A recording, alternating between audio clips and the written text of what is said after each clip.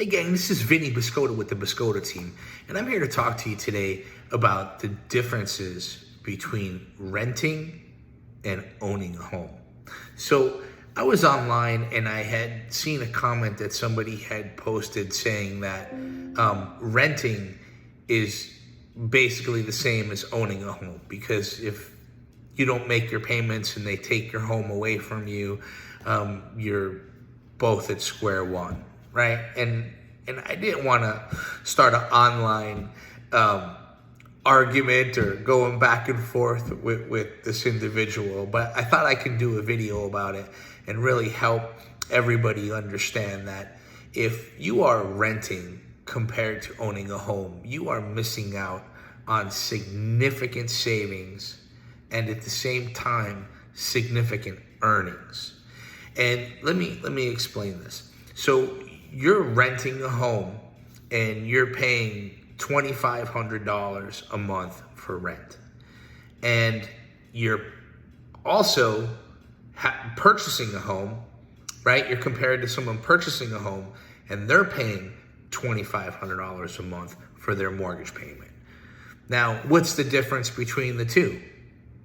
If you don't make your payments, of course, there are consequences to each of those scenarios: foreclosure on one hand and eviction on the other.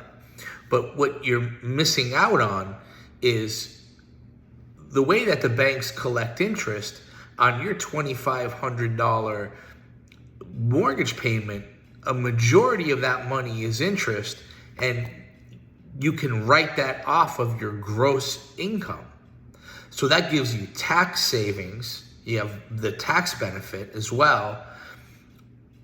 Plus, you have your principal reduction.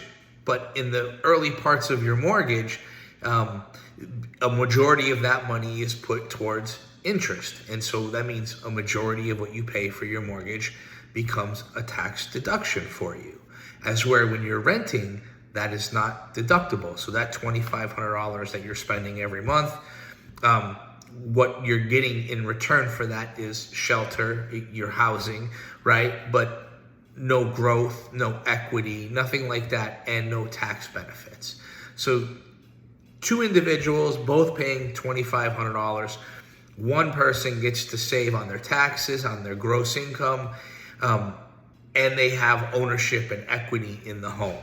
Now, the biggest piece of this that gets overlooked, and most people never think about it, is that $2,500 that you're paying to purchase that home.